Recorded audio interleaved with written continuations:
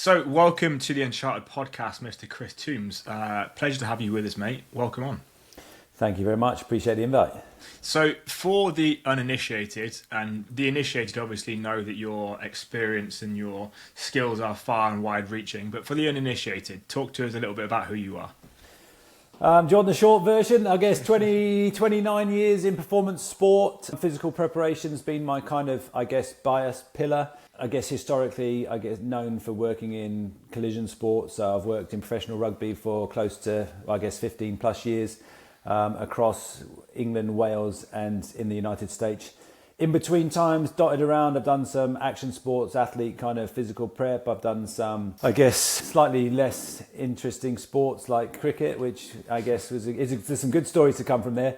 Actually a really good learning experience when it came to managing personalities and I guess building a compelling argument for the value of physical preparation and strength and conditioning. So there's actually some really good lessons learned from me personally as a coach from that particular moment. I've been in and around Major League Rugby, which is quite a fascinating, story to share, as well as that kind of, startup has gone now into 6 years of professionalism. Mm-hmm. And currently sit between consulting and working across a very new and interesting space. So checkered career, but 29 years of experience in performance. I guess the best way to put it would be across corporate, performance sport and military cohorts. Yeah, superb. So I'm committed to having not only you but everyone of your kind of caliber on this podcast, because you and I share a similar perspective that is the best coaches, the best thinkers, the best strength coaches, whatever you want to call them, in our space aren't Instagram famous because they're too busy doing the reps and doing their fucking job, right? And we will probably get straight into it.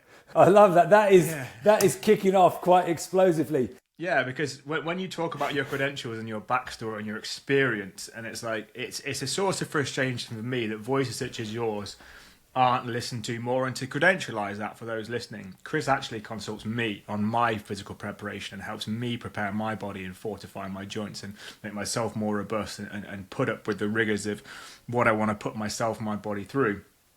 And I just think we need to hear more from people like you and less from people who spend a lot of time making reels, and that's the honest truth. So I'm really, really grateful that we've got you on the pod and we're able to talk about this, about your experiences, your perspectives and your opinions, not just to cast shade on other people, in fact minimise that as much as practicable, but just to sort of give it lip service and say, right, well, you've got two camps. You've got those who spend more time marketing and those who have spent 29 years working with some of the best athletes, legitimately some of the best athletes in the world, right down to even the amateur athletes, that being me.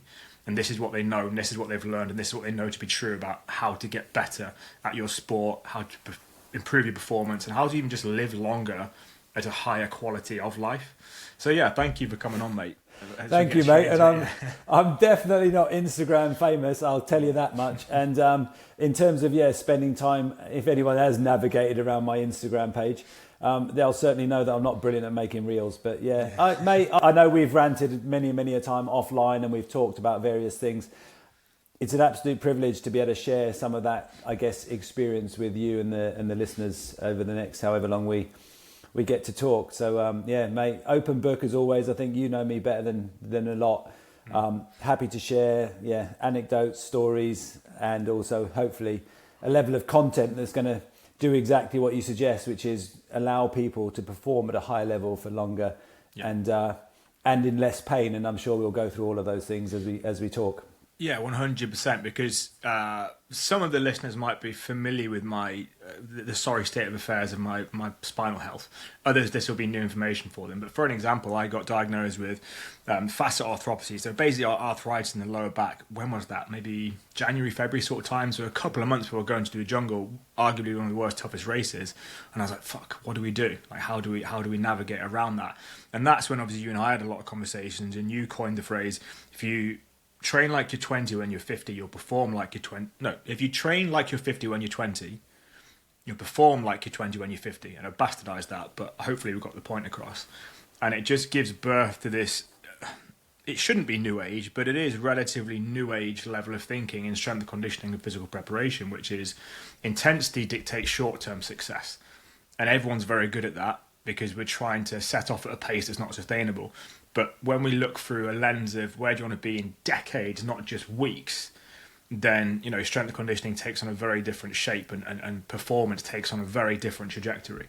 So when did you kind of come into that perspective? I mean, I know you're a little bit more senior than me, so it might be. Yeah, I mean, well, this kind of philosophy doesn't necessarily lend itself well to the instant gratification culture that we now live in. Yeah. So I guess the hardest thing to articulate to a 25-year-old coach is when you use that exact analogy, and I'll just paraphrase it back. I first used it with you. When you're 20, if you train like you're 40, you'll be able to train like you're 20 when you're 40. And then we've taken that iteration on to now when you're 30, which is about just a little bit older. When you're 30, if you train like a 50-year-old, you'll train like a 30-year-old when you're 50. Or you'll feel like a 50-year-old when I'm getting mixed up with the terminology as well. But you get the point. But I think my key message here would be the one that you've just reinforced, which is if you're in physical performance, if you take your own personal investment in your health, well-being and performance seriously, and you're 30 and you're listening to this, well, you still want to be training really well at 30, 40, 50, 60, thriving in the latter years of your life. I trained a guy this week, actually, face-to-face. He's same age as me, 53. And he's like, these are my thriving years. He's 53. He wants to be 50s and 60s. He wants to be banging the drum of, I want to be repping with the 30 and 40-year-olds. But I guess the key thing, Mark, to recognize is really quite challenging for a young coach. If you don't live in a 50-year-old body, you don't understand 50-year-olds' physiology. And I don't want to undermine young coaches and their capacities, capabilities and their skill sets. But I guess historically what I've done when I've outsourced my personal programming to young coaches, even whether that's for a learning and developmental opportunity through mentorship or something like that, to a man, and I haven't been programmed from a lady, so apologies for that if there's EDI police out there. But you sexist, you disgust me, Chris. No, I mean I would yeah. But the main takeaway message would be, to a man, they've always over-programmed on volume. And understanding as we age that actually minimum effective dose and various methodologies are very, very applicable. Maximum recoverable volume, all of these type of kind of phrases mean something more as you get older and as the demands on your life change. I'm a parent of kids. I work full time. I consult. I'm busy. I want a family life. I want to spend time with my wife. The gym for me is a vehicle to excel outside of the gym. But I still, when I'm in the gym, want to be not alpha necessarily, and not the strongest, not the biggest, not the fastest, but someone who, from a capability standpoint, if I go up against a 30-year-old in the gym, I can push my heavy sled. You know my bias towards a heavy sled. I'll push the heavy sled with as many plates on as can possibly fit. I'll probably, do a weighted pull-up with a decent chunk of change between my legs. I'll be able to do some sort of horizontal push. I don't bench press. I haven't bench pressed for about 20 years, but I've done variations of. Whether it's a heavy push-up with 40, 50 kilos on my back, whatever it might be, there's elements of strength and capacity that I can demonstrate that show that I've still got at 50-something a capable body that is in a pain-free kind of condition, is relatively lean, and if I had to take my shirt off today, I wouldn't be embarrassed by what I'm showing to the general public. So, I mean, there's a vanity element, there's a health element, there's a pain-free element. Those are the kind of, I guess, building blocks for me personally. But then unpacking that for a client or for someone I need to coach, whether they're an elite sports performer or whether they're an ultra distance, adventure racer, or whether they're in the current role that I'm currently doing, it's building capacity and capability with the person in front of me based on an N=1 scenario, but pulling from lots and lots of different areas of, I guess, experience and relative expertise. Yeah, and that was just a really good couple of minutes soundbite, because I think it really well articulates and personifies certainly all the clients that we work with at Uncharted, and probably all of the private consultants that you do as well. It really well personifies exactly what it is we're looking for. And then touching back on, it's very difficult to articulate this to a younger coach. It's funny you say that because, you know, through my 20s, it was collision sports, and then it was bodybuilding, then it was jiu-jitsu. And you literally think you're invincible. You're slapping more weight on the bar, and something goes ping on your back, you're like, oh, don't worry about it, be fine. And interestingly, we were having a conversation with Nathan. He's a black belt in jiu-jitsu. We were all there all sparring. We were all sort of, you know, mid-30s and older. He's there inverting, spinning around on his spine, doing all this sort of stuff at 23. We were all there kind of like spending 20 minutes warming up, aching, niggling, all sorts of pain and discomfort. And we said, Nathan, you've still got all this to come. And then when we start talking about sort of performance and aesthetics, I think it's really important that we actually give kudos and shine some light over those things. It's conversations that you and I have had, although primary objective number one is to, you know, drive athletic performance so I can get round, you know, these races that I'm entangled with and essentially get to the start line in the first instance. There is a consideration of aesthetics, and I think it's also about time we started giving that the airtime it deserves, because we all perceive, oh, I don't care what I look like. Well, if you look like a bag of milk, it is going to affect your confidence. There's no two ways about it. So actually having that confidence that you've arrived at, you know, at the age of 50, when you can basically keep up with the best of them who are 20 years your junior, I think it's really important to have that consideration as we progress with our training. I mean, ultimately, I think there's lots of different key drivers. I always call it the athlete why. And inevitably, if you're getting paid to perform at the highest possible level, the athlete why is sometimes relatively easy to establish. You know, I won't just name drop Sam Warburton. Sam's ambitions to be a British and Irish Lion fueled his diligence to performance preparation for nearly 2 decades. But ultimately, people who don't see the work that went on for years and years and years. It goes back to the 30-50, 50-30 analogy. People put 20 years into this type of thing, and they don't suffer with that instant gratification, short-term fix for the long term, and miss out on the long-term benefit. And some of the best high performers across any domain would be in exactly the same position. There is no such thing, as we both know, as an overnight success. If you want to be elite and world leading at anything, it's going to take you probably 2 decades. And when it comes to your training pathway, for me, if you are in your 20s and you never bench again, you never squat again, you never deadlift again, a lot of people are going to really, really struggle to process that. There are alternatives. You can still train hard, but what I call, you lower the orthopedic cost of your training experience. And that goes back to the core philosophy, which is at 20, if you told me you're never going to squat again, I would give you the fuck off tablet. And I'll be like, don't be ridiculous. But now, through that 30 something years of experience, my training age is 37. I started training properly at about 16. So my training age is 37. You're talking to people now who work in gyms or performance environments who weren't even alive. Okay. Yeah, so ultimately what I'm saying is, if you can lower the orthopedic cost of training by, I guess, modifying your training process by a hex bar trumps a straight bar deadlift, there'll be 101,000 people coming at you going, bullshit, I don't believe you. But those are the powerlifting community, no offense to the powerlifting community, who are quite rigid in their thinking. Because they're competition. And they're not thinking. They're not thinking about their future self. Yeah. But if you think about this from a performance standpoint and longevity, performance, thriving in your latter years, but with capability and capacity still, relatively pain-free. Don't get me wrong. Training is always a cost. We've all got a couple of niggles. We've all got this. We've all got that. But for the most part, you can still train heavy with different modalities. You know my bias towards a sled. Most people know my bias in performance sport towards a hex bar, not a straight bar. Not necessarily using Olympic lifting anymore. Whatever the modality may be, ultimately, it's really hard to have a conversation with someone who's 30 or 25, who's in the prime of their life, and offer an alternative opinion. But the more 45 to 55-year-old trainers you speak to, they can speak the same language because they've lived that journey. It's like me. I've trained on average 3 to 4 times a week for the last 37 years.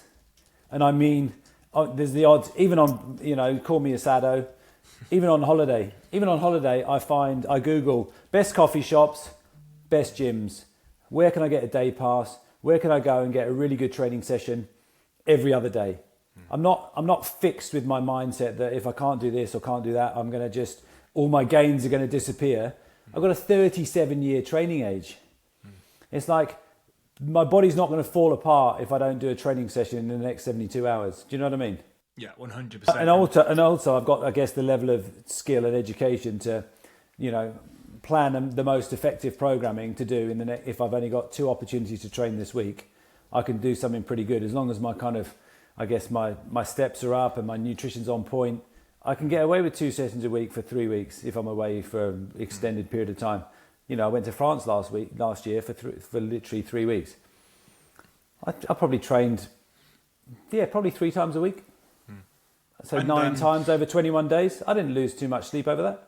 I'm certainly the same vein of thinking as you. And again, all the clients we work with in Uncharted, probably the guys you consult with as well, are very similar.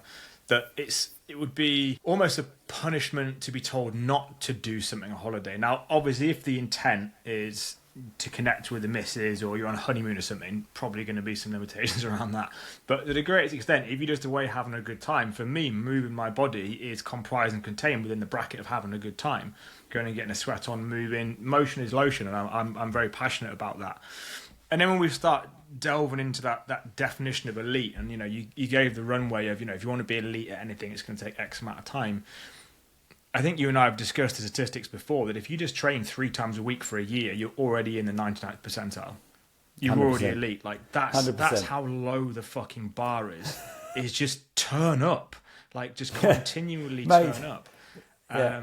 And you don't need these Herculean, to your earlier point, these Herculean romanticized sessions with fucking ollie lifting and fucking huge barbell compounds and matrices and, massive volumes on the bar. It just doesn't need to be done. But it's so enticing because, Instagram is doing what Instagram does. All social media is doing what social media do, which is giving you this, a hot hope that there's a silver bullet and there's this shiny wrapper and it's got this proprietary matrix and a blueprint to being X, Y, and Z.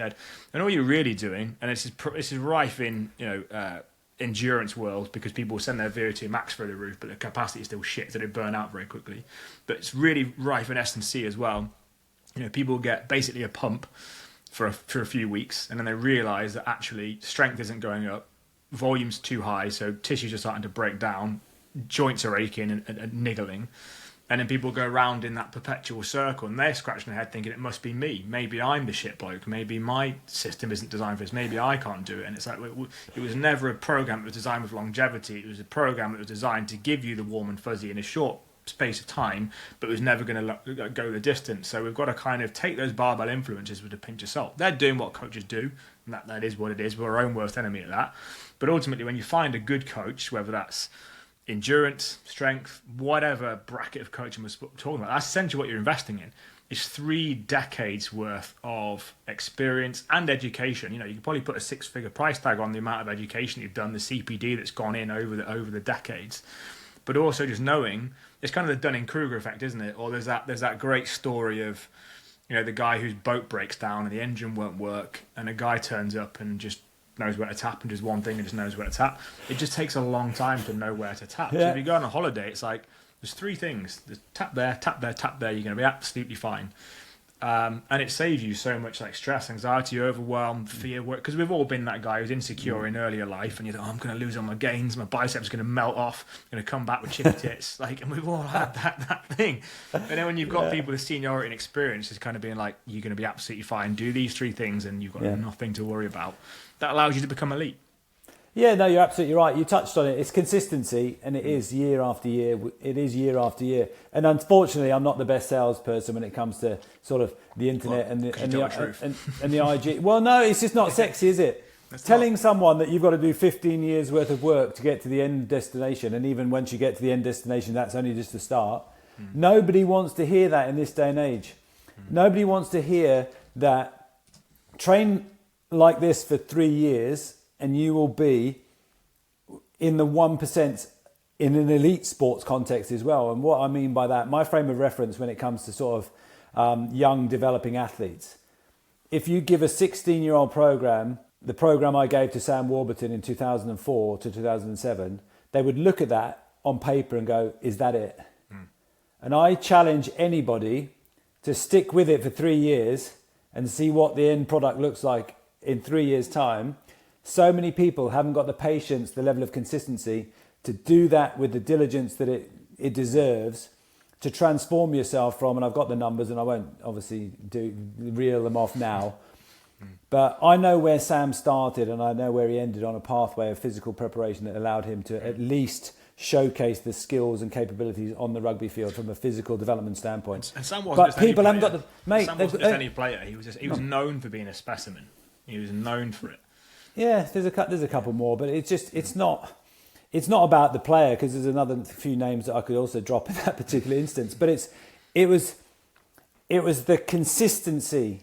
It was the week after week after week showing up. My little hashtag on those social platforms is do the work for a reason. Mm-hmm. You are doing the work. The reason why you and I connect so well is because whatever happens during a training week, I know when I look at my coach's dashboard, the red circles that have been prescribed for your particular program will illuminate. There's never a hole in the program. And if there is a hole in the program, there's a bloody good reason why there's a hole in the program. You set out as an athlete to do the work that's required so that you can finish adventure races that very few people are capable of finishing. There's a reason for that. Because when you say, I'm going to do it, you're going to not only do the endurance work that's required for that, you're going to do the preparation in the gym that's going to help you remain robust, resilient and capable of at least physically completing the events that you choose to, sign up for, you lunatic. But the reality is, that's what Sam, I'll say Lee Halfpenny, Jamie Roberts, Reece Patchells, all these guys who've played international level rugby, they stuck to their side of the bargain and did what they said they were going to do, which is prepare as well as they could possibly prepare, so that when their career is over, there's a legacy of excellence that they've left behind in their particular sport. And there's no surprise now that Sam is an exceptional pundit because he does the preparatory work, so that on the weekend when he's commentating, he knows every single player who's playing that day. He's not like some of the other commentators I may, who will remain nameless, Clive Woodward, who just shows up on the day and doesn't even know half the people on the team sheet. Makes an analysis of a player's capabilities based on 80 minutes of rugby, and it's like, everyone has an off game, everyone comes in on that form and stuff, but when you know how that person typically likes to play the game, etc. Exactly. But we're going off on a topic Yeah, we are. We're going totally off topic. Yeah. We are. This isn't the Sam Warburton show at the end of the day. It's more about learning about performance. But anyway. One thing you said there that I really like is, those athletes stuck to their side of the bargain, because without always pointing the finger at social media, ultimately it is the platform. It's got many positives, which is connecting more people with people like you and I, and some very, very skilled, truly passionate and very experienced coaches. A lot of pros. On the flip side of that, it's also allowing people who don't have a lot of quality information to give to just shout about it really loudly, and everyone's receiving that information. And one of the things that has a downstream impact of that is people perceiving it as a silver bullet, and they don't have to assume responsibility for their half of the bargain. And it falls to coaches or influencers or run influencers or whatever bucket they fall into now to kind of assume responsibility and sell all these things and sell the outcome and sell the dream and basically sell the lie. But it's like, well, if you signed up to it, who's really the idiot here? Like, we've got to do our due diligence. We've got to assume responsibility. We've got to ask informed questions of, right, well, what's the sustainability for that? Is there some kind of performance pathway? How are you going to progress and develop me? Where am I going to be? Where am I heading towards? Etc. So that you can understand the expectations that are placed upon you before embarking on that process. Like when I enter the Marathon de Sable or the Jungle Ultra, I've got the Ice Ultra coming up. It's like, right, I know what's going to be required of me in that race. But the race is actually the easy part. That's 5 days. And you're having a great time because everyone thinks you're really special because you're doing a special race. You've got a team running around you. You've got medics looking after you. It's the easy part. You're having a great time. It's getting to there. And it's like, right, if I want to do that well, I need that level of capacity. In order to demonstrate that level of capacity, my joints have got to withstand this much volume every week. So in order for my joints to withstand that, I've got to do this amount of S&C. And it becomes very formulaic and very binary, like did you, didn't you? And then I just think people need that greater understanding of, right, what is your side of the bargain? Are you understanding what the tab is that you're about to pick up? And are you ready and willing to do it? And if you're not, it doesn't mean that you're a bad person at all. And I really want to make sure we're not coming across as elitist. You're not a bad person at all. It's just, let's just increase the transparency and the honesty and the integrity around these conversations about, hey, that's what's going to be required to facilitate that. Just making sure you're aware of that. 100%. And people can embark on it as informed participants. The coach athlete, the coach player, the coach client relationship is a two-way street where the coach facilitates a level of growth and development. The client, the athlete, the player has to own the performance preparation framework. They have to own it. It's brilliant coach, and his name's Jeremy Shepherd. He works in Canadian snowboarding now. Some of the guys who are some of the guys and girls podiuming in X Games and Olympics are pushing the envelope of what's possible on a snowboard in big air and all these other half pipes. I don't even know quite the technicalities of the events. But Jeremy he's not a mentor, but he's a very, very, I guess, close confidant when it comes to just being an inspiration for me personally. The coach helps the client own performance. And I could write a phenomenal program for you, phenomenal, charge you the earth for it.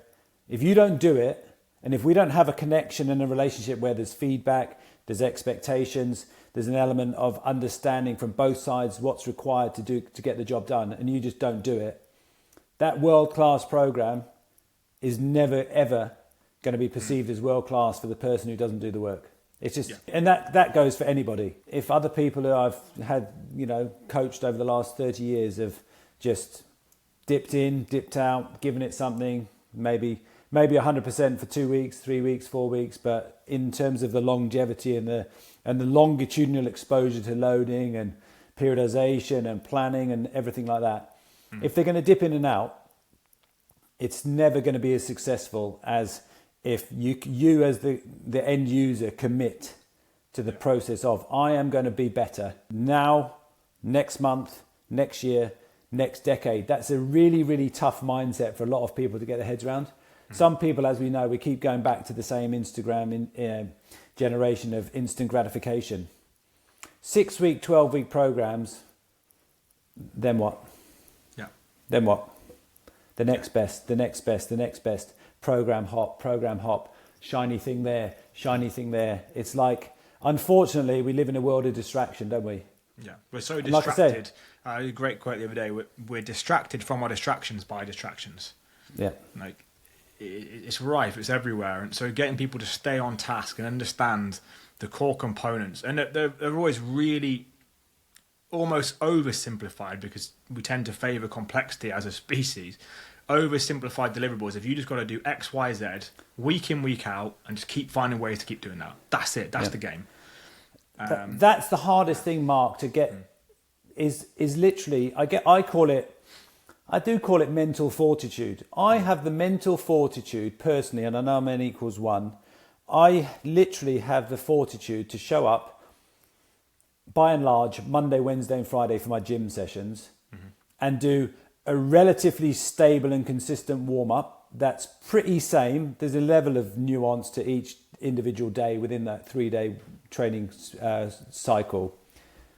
But I know that my body requires, like the ramp warm-up, it needs activation, it needs specific movement prep, it needs certain things in my prep matrix that allows me to then do a relatively hard training session that follows. But week in, week out for the last... probably since I was about your age, early 30s, I've refined it over time. It's 20 years ago.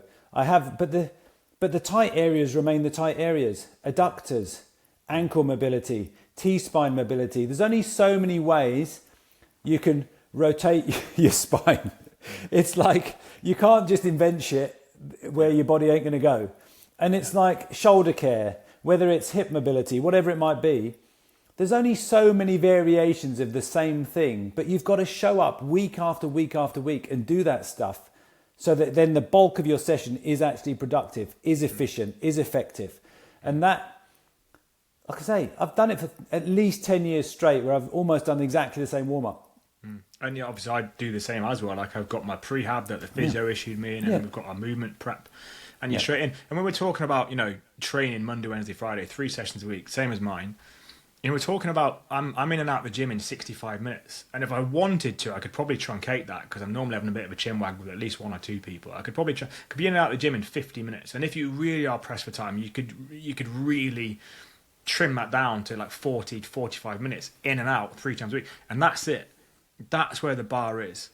And for me, I find it quite challenging to. In fact, I just don't listen to it anymore. I will challenge it when I hear excuses if I haven't got time. Like bollocks. The time exists.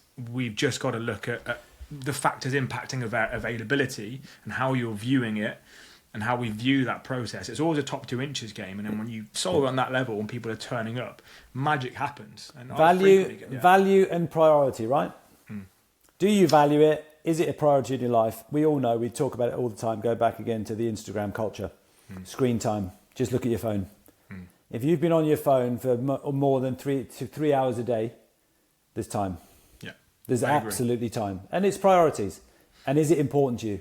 And it's a values-based decision-making process, then, isn't it? Is it important to me? Yes. Is it performance training? And I'll call it that. I don't exercise. Is performance training important to me? Yes. Does my wife think it's important to me? Yes. Does she support my thinking around what I need to be a better dad, to be a better husband, to be a better human generally? Yes. The support system around you has to value it as well. And if you can't communicate that to, significant others, that's also going to be a challenge for you, the end user, to make those excuses. Yeah, and that's part of what we do as coaches is then let's communicate with the client about how they can communicate, because those would be factors impacting availability. 100%. So let's make sure everyone's on the same page and everyone understands the goal and where it is we're trying to get to. Because but also, Mark, while it's in my mind, going back to your point about 45 minutes, time poor, very busy people in high demand jobs may only have 45 minutes, may only have 30 minutes. I think the really important thing for me now as a coach in terms of my personal evolution is about managing suboptimal. And ultimately, I don't think anyone who doesn't work in professional sport who's got the time to train for their sport with a really quite large bucket of time and capacity don't have the constraints that the everyday human has. And looking outside of sport in certain instances, suboptimal is still forward progress if you manage to fit the main building blocks in. And again, to a conversation I had quite recently, don't skip the 15-minute movement prep thinking that you're then going to have an effective 30 minutes worth of training. If I've only got 30 minutes, I still need the 15 minutes at the front end to make the second 15 minutes really productive and really effective. If I miss the 15 at the front, thinking I'm going to get an extra 15 of kind of the meat and potatoes, that's where the injuries are happening. That's where the niggles are happening. That's where you're popping a calf. Yeah, that's been my big shift in psychology over the past probably 2 years. Like throwing back when I was more on facility floors, if I was short for time, straight in, barbell warm up, into heavy sets, let's get some bang for buck, let's get some work done. And then maybe 3 years ago, then I tore my pec. And then I was like, I'm learning something here, which is actually that movement prep. If that allows you to access an extra bit of range and you feel good as a result of doing it, and then you get not as much volume, but high quality volume, doing quality over quantity, then again, we're looking at it long term. So I'm not looking at, okay, how much work did I get done this week? It's unlocked my capability to continue doing work for months and for years. Whereas when you're torn your pec, you're not benching anymore for a good while. You're not shifting load of body for a good while. Couldn't do anything overhead, no pressing, obviously. I couldn't even run because of the thoracic rotation involved, and that was causing me issues. So it's like, right, you made a decision that you traded off mobility and effective movement prep in order to move some tonnage. You move the tonnage and that something went snap, and now you've got months of no tonnage versus diminished output in a very, very acute setting that then allows continuation indefinitely. Exactly. So it's accumulation of work over these years that we keep talking about, which is going back to the full spectrum of lowering the orthopedic cost now so that you can train effectively in 10 years' time, 20 years' time. Very few people have the mindset where they can employ that philosophy to their focus now. And I like going back to the 30-minute point. I've only got 30 minutes today, but there's going to be times when I've got 90. So I can buy back some of that kind of, I guess, shortness if you're going to get stressed. I don't get stressed about it anymore. If I do 3 sessions this week and they're between, I typically have a timer on my app, so I know exactly how long my app's been open. And I reckon it's between 43 and probably 60 minutes. Do I get stressed about, I didn't do 2 sets today? Not when I've done 20 good ones. But it's the longitudinal approach to training.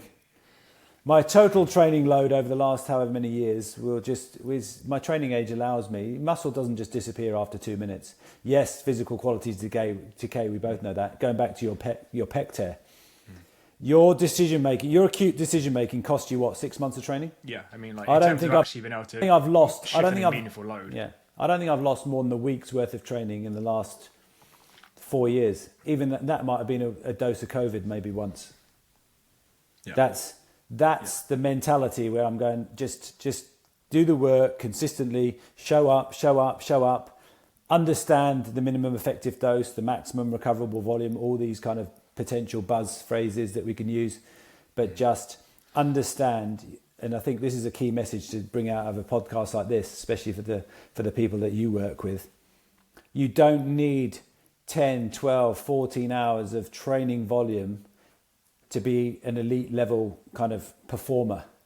It's probably 3 to 5 hours a week for most people. Yes, inevitably, if your pathway is down the road of endurance events, inevitably the time commitment is going to be higher. But if you just want to perform well at work, feel good, maybe, be good at sport recreationally, 5 hours a week, you can produce a fairly, robust template of providing someone with an excellent opportunity to showcase, themselves outside of the gym, not inside the gym. Yeah, and to build on that sort of 14, 15 hours a week, that's representative of my highest volume weeks in a beat-up phase prior to going on some of the hardest races in the world. That's the level of physical preparation that can come from that. So if you're doing that much and you're not that fit, it's like something doesn't add up. There's a problem. No, absolutely. Because I was doing 6 hours through my kind of off-season, before we started building for the ice. I was doing 6 hours total a week, obviously on 4 S&C and then 3 CV. And then when we went for a recent testing battery with Ben, my aerobic capacity remained untouched and unfazed. So I still had this huge capacity, which we can now capitalize on, which means that I can prepare my body for one of the toughest races in the world in 18 weeks. And the recoverability in terms of my ability to return back to a good standard of training after the event will be a third, probably even less than that, of what it would be for someone who had just tried to I'm going to do a massive block of training, smash the granny out of us for 6 months, and then go back to a sedentary lifestyle. Yeah. It's about compounding. Yep. And I often get questions: how do you retain? I'm not the biggest guy in the world, but for an endurance runner, I'm bigger than the average.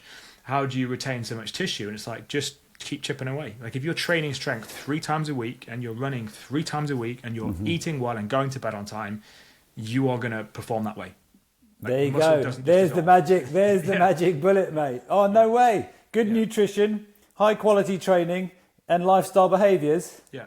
Doesn't sell, buddy. Doesn't sell. It really doesn't. And hopefully people can sense the levity, but also the simmering frustration of coaches when it's there's these recoverability protocols and ice baths and X, Y, and Z. Right, okay, tip of the spear, you might get percentile gains from that. I haven't been in an ice bath in fucking yonks.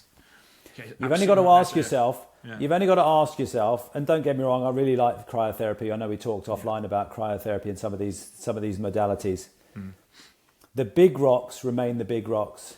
Yeah. Sleep, nutrition, hydration. Nowhere in there do I see ice baths, massage guns, fancy supplementation, blah, blah, blah.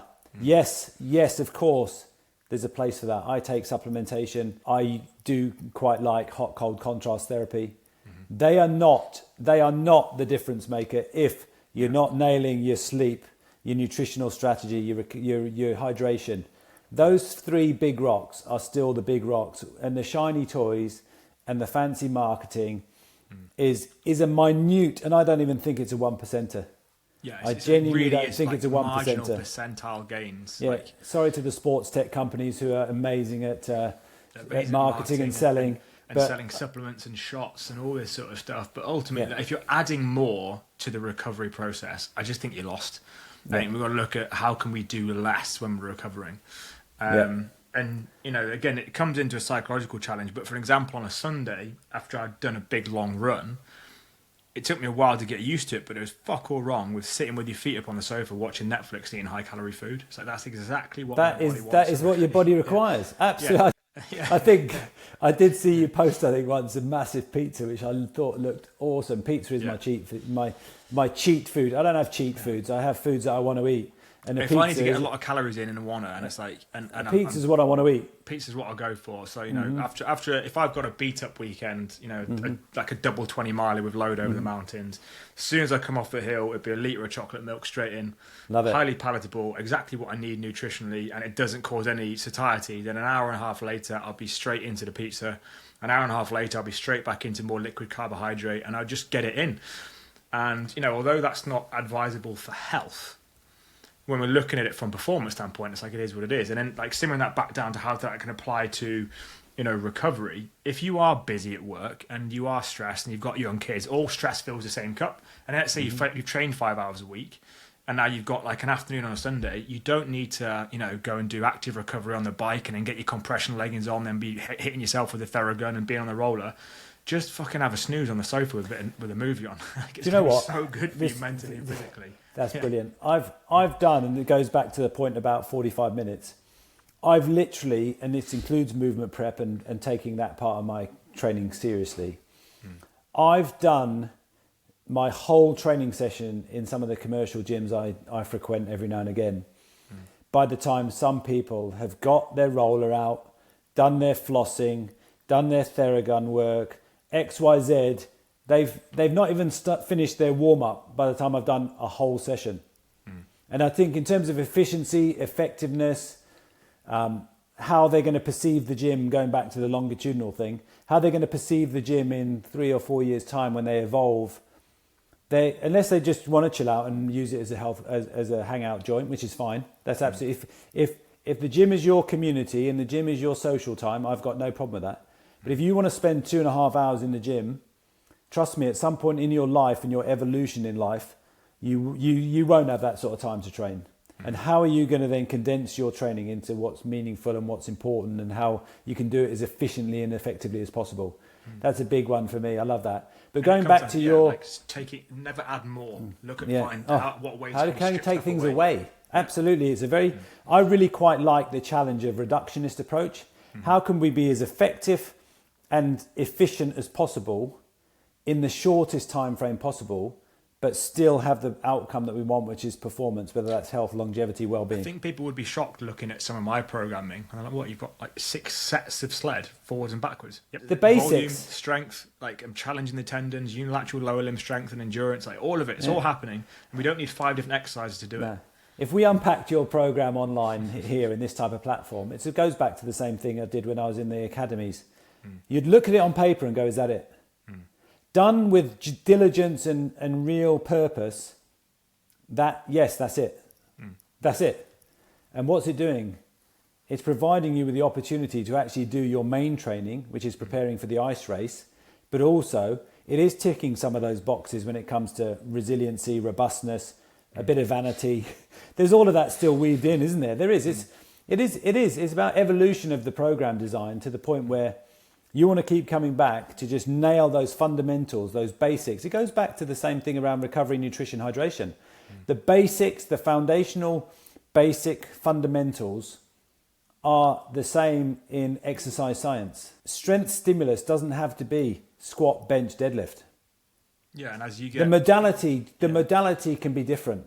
As you get through the identity change that I've had over the past few years, you realise, you start getting frustrated thinking there must be another way around this, because I've had countless mornings where I can't put my fucking socks on. And, you know, your shoulders are stiff and your neck's hurting, you're getting tension headaches, all that sort of stuff. And you think, when you start training, you know, as you and I do, with a bit of sense and sensibility and kind of having the confidence to go outside of the box and apply the current like common sense as opposed to following the narrative, and all of a sudden, like week on week, like overall pain, inflammation reduces, and then you're moving with more fluidity and freedom than I have since I was in my early 20s. You're like, there's something to this. Like, we don't need to. If you want to do it, cool, great. I mean, I still bench because it's bang for buck, but you know, with the sled and stuff, not really sacrificing a lot of tissue in the lower body. I did get under a bar just for a social session a couple of weeks ago, and I was shifting tonnage with no issue at all. So you're not diminishing the strength. Like, everything is where it needs to be, and I'm moving better and I'm in no pain. Like, why would we choose to go with the society accepted norm of you have to squat and you have to deadlift, which is a wildly technical skill to master in the first instance and isn't given the level of respect it needs, hence the high rate of incidence of injury off the back of it. We don't need to be doing those things. There's other things that we can be doing to create the same or better stimulus, much lower risk, much greater runway for you to keep doing that for decades. Couldn't have said it better myself. So true though, isn't it? But you're a wise old owl for a 30-something. Yeah, well, I've made a lot of mistakes. That's well, how I got to and you got the back troubles to prove it, and we've all been there. But if you look at the videos of me bodybuilding back in the day, I used to train with basically the Dorian Yates school of thought and the Dante Trudel before that dog crap. So immensely heavy load, super high intensity, very very low volume.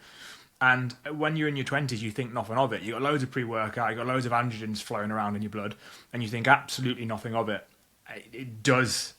You will pay the price. Sooner or later, you will pay the price. I was very strong as a bodybuilder, and you do pay the price. Everyone pays the price. It is. The cost of training will catch up with you at some point. Yeah. It will. And there's nothing wrong with training hard. There's nothing wrong with, there's now information that can allow you to train with more efficiency and effectiveness, of course. Yeah. But ultimately, in your 20s, you're not going to listen to a 50-year-old. Yeah, and when people say, but X, Y, and Z train like that, well, Dorian trained like this, Dante Trudel trained like this. But if they knew better, they might have done better. Because what retired Dorian Yates, the multiple muscle avulsions and tissue like ruptures and stuff, if they knew better, they might have done differently. And we know better now. So obviously it's the responsibility of guys like you and I in this podcast to communicate that and say, right, there's all this shit you don't need to know, fuck it off because it's not helping. And hopefully here's a few sound bites of wisdom from, close to 40 years of agglomerated experience of the real things that move a needle that hopefully can help you get to a place that you want to be, as opposed to percolating in that cycle of frustration of what you don't want to be doing anymore. We just hope people will listen, mate. I just hope people will listen, because if there's one person left listening at this point, well done. I hope there is. On the back. I know, fair play. No, I hope there'll be more than that. But no, that ultimately the longevity story is you've got to live it to be able to recite it, and I think that's the key. And inevitably, there's me not having. Just trust me on this one. It's not me having to go at the young coach, but like I've said to you, you can't tell a 50-year-old. You can't tell a 20-year-old how a 50-year-old body feels. You've got to get to 50 to know that. So ultimately the feel, and obviously what's been exposed and how you've been exposed to different stimulus and loads. Mate, I've done all the protocols under the sun. I've never given an athlete something I've not done myself, ever. So don't get me wrong, I've been through proper hard training. I've been through heavy cycles. I've been through fast cycles. I've been through moderately heavy, moderately fast. I've integrated technology. I've tried to, basically to your point on CPD and professional development, personal mastery is something that's never going to end. The pursuit of being, the Yoda of performance is something that is a never-ending journey. And ultimately, anyone who unpacks performance from here on in will still, in 50 years' time, when AI and bloody bots and all sorts of other things have taken over the world, they'll go back to the 70s and before and understand, the Russian strength science bloody journals, and they'll understand where Arnie was coming from, and they'll still understand where the big rocks of performance have started. And obviously it was way before that, way before that. But in terms of modern society, understanding the history of that is AI will not solve people's problems. Humans will solve humans' problems. I'm absolutely. I'll die on that hill. I will die on that hill. I think the system's far too complex because it's not even. You can debate whether it's true artificial intelligence, it's algorithmic learning and repetition of what people have already Googled. Yep. I just don't think it can. solve that level of complexity of the human system. And I think it took me a long time, my coaching career, to get to the point where I was confident saying, when we look at physical interventions, we don't really know. We have a hypothesis based on experience and what the science indicates that if we make this intervention, that's the outcome we're looking to see. But ultimately, everyone is an N of one. So we've created kind of barriers, and then we'll see where you land within that. Totally. And I don't think a bot's ever going to be able to solve that algorithm. You might be able to punch in some data from, some VBT, which we'll come to in a moment. You might be able to punch in some data from that, and it can say, right, you need this amount of load. Okay, cool. Yeah. But in order to make the exercise selection or look at the athlete and how they move and, actually have a conversation with them about how their holistic stress is in life and what's going on and really wrap a program around that person, I think only a human's going to be able to do that. Humans are solving humans' problems still, but I also think the funny thing about this, in a weird way, we again goes back to the hashtag. We have to do the work. We have to, whatever modality you use, we have to push. We have to pick up. We have to throw. We have to do the work. Yeah. We will never ever be replaced when it comes to me versus me. When it comes to the gym, no AI is going to replace me. I've got to do the work. Yeah. Which is exciting, Yeah. Really exciting. So we touched briefly on VBT there, velocity based training modalities. Yeah. The builder's just walked in behind me, but he doesn't realise I'm on a call. We're all good. We can cut that bit out. So talk to us quickly about velocity-based training, because whenever I've put it on my story from you and I utilising it, I've always got a lot of uptake about what is that, etc. And I know obviously you're somewhat of a thought leader, to use the LinkedIn vernacular, somewhat of a thought leader in the field. So talk to us about velocity-based training and what impact you feel it has on guys training. It goes back to the whole wraparound what we've just been talking about. I mean, from my perspective, it's integration of technology to improve performance outcomes through, integration of coaching and a device that helps me make better decisions in an acute sense, but also looking ahead in the chronic type sense as well. Yeah. So the really good thing about it for me, I was a relatively early adopter. VBT is not new. VBT is plenty of years old, but I kind of adopted it early 2000s, and it's become much more mainstream, much more popular now with, the invention of different technologies and what have you. But ultimately, the really good thing about it, velocity aligns with relative intensity. So what I mean by that, 80% of 1 rep max is pretty stable for a squat, for example, at about 0.54 meters per second. Mm-hmm. So understanding that relative intensity aligns with velocity allows you to prescribe really effectively based on the human's moving physiology. Day to day, your 1 repetition maximum moves, and I think a lot of people have a misunderstanding that if you do your 1 rep max today, that's gonna be kind of the start point of a 6-week program based off percentages. Physiology is more complex than that, going back to our AI analogy just a minute ago. So ultimately, 1RM moves on a day-to-day basis. Velocity-based training from a coaching standpoint allows me to gauge your level of strength today. And that's really important because lots and lots of different factors make your physiology or your underlying, neuromuscular sensitivity to training either a go day or a slow day. And we can measure that pretty effectively, which then, if I'm coaching you one-on-one, face-to-face, or even remotely, it gives you an idea of where you can go today to be as effective as possible and optimize the dose. That's one reason. The second one that I think is even more important, the slope of decline rep by rep within your set also gives us an underlying or gives us an indication of underlying fatigue within your system generally and globally. Mm-hmm. So if I get my dosing or my loading wrong, we can either crush you with too much or we can undercook you with too little. And we want to try and get in that sweet spot. Mm-hmm. So I guess the more comfortable you get with implementing this type of technology, the quicker you can get to someone's sweet spot session by session, which ultimately means more effective training, less underlying fatigue. We need stress to drive adaptation, but too much stress is not great, and too little stress is obviously not great either. So we are trying to get in that sweet spot, and we're integrating technology to do that. The velocity loss metric for me happens to be probably the most important thing, because it means, am I giving you the right dose in the right amount today? And understanding that part of it is really important. I think the other piece in today's society as well, which is really of value, is the feedback piece. Mm-hmm. Feedback is a me versus me or a me helping you type scenario, whereby this is what we want, Mark.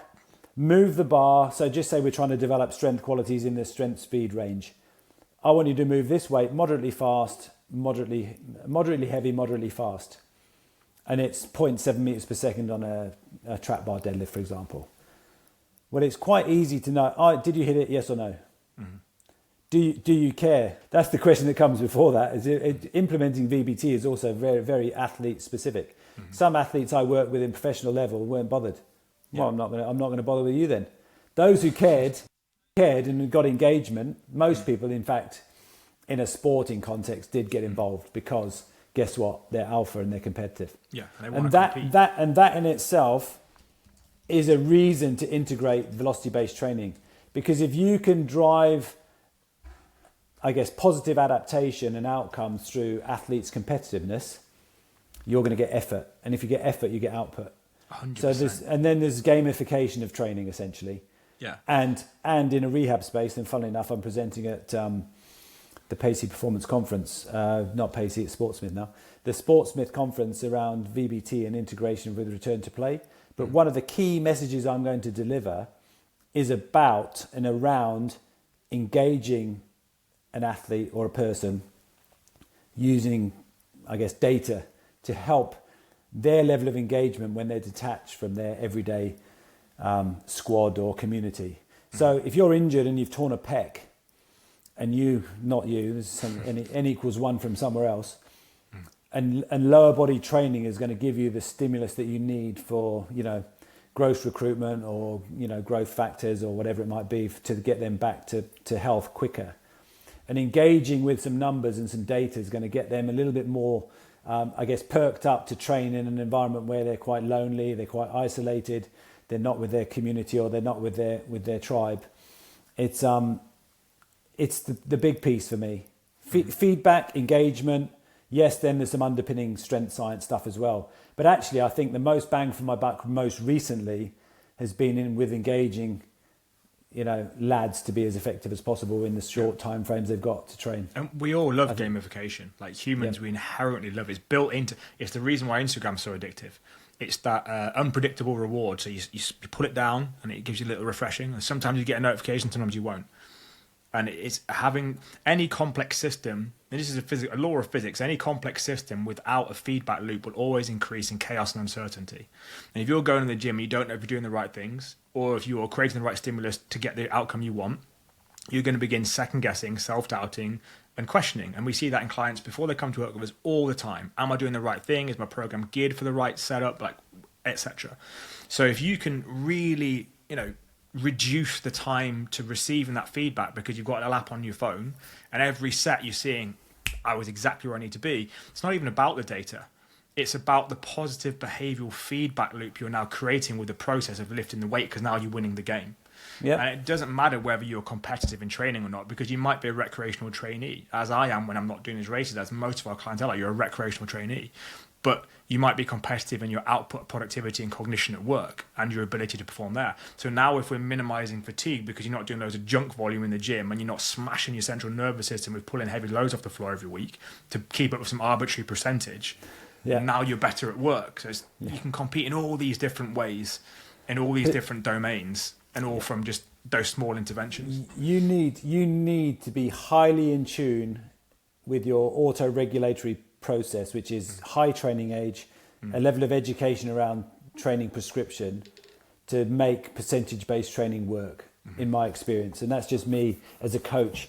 Working across the spectrum from, day 1 on the 1st of September to day whatever on the 31st of October, an 8-week training window, I promise you, anyone who's following to the letter a percentage-based program where strength developing capabilities is the core fundamental goal would struggle to hit 5x5 at 85%, Monday, 10 days later, 10 days later, 10 days later, whatever that looks like, because the undulation of your human physiology is not geared to that linear progression. Yeah, your physiology doesn't care about your training program. It doesn't give a shit. To your point around stress, the stress bucket is filled from various places, And your work stress, your home stress, your commute stress, whatever it might be, adds to the bucket of stress, which is why fundamentally using VBT on a day-to-day, week-to-week, month-to-month basis just allows you to get a snapshot of where someone sits today. And that is high value.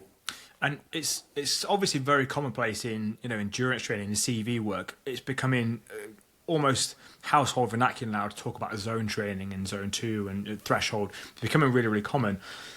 But yet it seems like it's still met with a degree of uncertainty or questioning or even suspicion when we talking about it in the weights room. And it's like, well, it's the same. If you go out for a run, you want to know that you're in the right zone, because then you're creating the appropriate adaptation from the correct stress that's going to take you where you want to go. Whereas if you're going too hard, fatigue's going to increase, you're not actually getting any adaptive response that you want. We're kind of being a little bit counterproductive there. Whereas if we're going to have that same level of transparency in the weights room, and it's really easy to do, and I'm not pushing VBT on people, I'm just saying it from my perspective, it's really easy to do.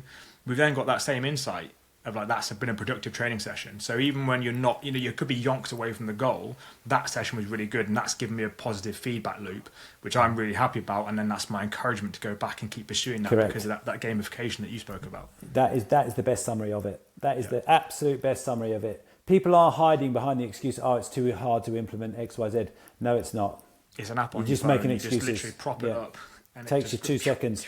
Takes you 2 seconds, and you don't have to use it throughout the whole session. Yeah, use it for the big rocks. Use it for the big rocks and put it away. But ultimately, you will understand your body so much better if you have that feedback mechanism to be a frame of reference for. It's a learning and education tool as much as it is a training tool. And as soon as people get to realise that and it can implement more, it goes back to effectiveness and efficiency. Is today's session compounding with all the other sessions to make me better for whatever goal I'm training for, whether that is performance, health, well-being, feeling better in 10 years' time, feeling better in 20 years' time. Like and I said, it ties into how we like to coach. Like if you used a frame which I really like. Is it a go day or a slow day? And it's like, right, if we're getting a load of slow days, then it just invites genuine curiosity of right, well, what are the variables that we can look at now that are causing that? Is volume too high? Or more often, how's work going? I'm getting smashed with the end of year reports. Okay, well, that's telling us something. So how do we look at mitigating and improving the inoculations of that stress? Or, I've got issues with X, Y, and Z at home. Okay, cool. Well, how do we look to impact and affect that so you can turn up and have greater availability of that, which is something that's really important to you. So it can just inform so much stuff. Other than in the past, in years gone by, where this data wasn't essentially free or easily accessible, people would be scratching their heads, getting frustrated and feeling like an overarching failure because they couldn't hit their numbers. And I remember back in the day using 531 back in the day, and then you're trying to love it. We've all been there. I've been there. You're there with your calculator and your fucking notepad and pen. You're doing your testing day and you're figuring out your calculator, and you're not going anywhere near when you're supposed to be taking it for a ride and doing a failure set, and you've lost 2 reps from last week. And I'm like, what the fuck was going on? Brian Mann did some great work around variancy, and I think it came out to about 18% on any given day. 18%. So 5 by 5 at 85 might feel like a 103% and an impossible 1RM day, or it might feel like 60 something and feel like a breeze. So yeah, if you go day, slow day. Quantify those numbers. So a variance of 18%, your 100 kilos could feel like 82 or 100 or 118. So some days it will fly up, and we've all had those days when you nearly send your 1RM through the roof. That's the go day. Great. Yeah, that's the go day. Whereas alternatively, you take it off the rack and you're like, Jesus, that feels fucking heavy today. People have been there. We've all been there. I've been there. You go, I am not doing, and this is back in the day, doing prescription-based training. Like I say, 5 by 5 is still, for me, one of the most effective ways of building strength and tissue at the same time. Yeah, as long as obviously the nutrition stuff goes in line with that. I did a podcast about it a while ago. 3 to 5 exercises. 5 by 5. 3 to 5 exercises, 3 to 5 sets, 3 to 5 reps. You're on to winner. Keep it simple, stupid. Mark, that framework, in a nutshell, summarises strength training on any given week 3 times a week. Yeah, that's a simple framework. I mean, I've kind of used that analogy. I think it's Andy Galpin over in the US has used that sort of analogy. 3 to 5, 3 to 5, 3 to 5. It is stick with it. It goes back to the same old principles. Be consistent, show up week after week, month after month, year after year. I know we sound like broken records now, but it is what it is. It's the reality. It is the reality. And intelligent programming without doubt for me, and you've mentioned this already, is what can you take away, not what can you add. There's always got to be what can you take away. Yeah. Because efficiency and effectiveness goes back to your 45-minute sessions. 3 45-minute sessions a week from my strength bias perspective is enough for anybody, and I mean anybody from elite level through to recreational level, from 15 years old to 85 years old. I promise you, 30 years of experience, 3 45-minute strength sessions a week, well programmed, well structured, well organized, depending on whether your goal wants to be speed and power, strength purely. I'd argue even body composition and vanity. There is enough, but you have to load that up against your behaviors, your values, your nutritional preparation, going to bed at a sensible time, and all those lifestyle behavioral things. Look at Dorian Yates as an example. He's famous for his what was dog crap from Dante Trudell, then became Dorian Yates' high intensity training. That was 1 on, 1 off every week. 1 day on, smash the granny out of yourself. 1 day off. 1 day on, really high intensity, take another day off. It's more than ample to create this enormous hypertrophy. Obviously, he's ample of androgens as well, but Vitamin S. He still sent the signal. Yeah, he still sent the signal, and that was how we sent the signal. We don't even want to go down that road. That rabbit hole could take us in a whole different direction. It could, but then it's one of the questions. He still had to lift the bloody weights. Yeah, still it's the same with Ben Johnson. Still with Ben Johnson. He still ran 9.79 in 88 Seoul Olympics. Yeah. It wasn't Vitamin S that did the job. He actually still did it. But, and it's probably the question I get asked the most frequently on Instagram is how do you fit it all in? Because at the moment, obviously doing endurance work, lifting, jiu-jitsu, and it's conversations like this when it's like, well, you don't need to be doing a bro split and lifting 5 times a week, running 6 times a week, jiu-jitsu every day. You just don't need to be doing it. No. Like if you have plan and intent and you have reduced and thinned out everything to here's the nuts and bolts that's going to move the needle, be intentional with that. That's it. That's all you really need to be doing. But if you've got no transparency or visibility or overarching intent, then it's going to be very challenging to do that. If you've got no feedback mechanism, if you're not looking at the behavioural modification surrounding attacking that process, then it's going to be really hard to do it. Correct. And if you get it right, then the world's your oyster. Exactly, mate. Exactly. I think Productive, effective. Yeah. So we could probably fill many, many, many more mate, podcasts. we could do a Joe Rogan here. We could do a Joe Rogan and talk and talk and talk. I know we can go on and on and on. I think as about the hour, and it's also me desperate for the loo. So Wrap it, mate. We'll call it there. We've got many, many really valuable sound bites from it, but I think it'd be great to have you on again in the future, and obviously we can talk about any one over a number of different things that I know you've got a wealth of experience and expertise in. But yeah, again, Toomsy, just thank you for coming on. Really appreciate your insight and obviously everything you do for me as well, and obviously with Ben, mentoring him as well. So yeah, hugely appreciated, mate. No problem at all, mate. It's been an absolute pleasure. Hopefully there's a lot of, some wisdom to be shared anyway, if nothing else. Yeah, we might lose you for Instagram followers, but we can live with that.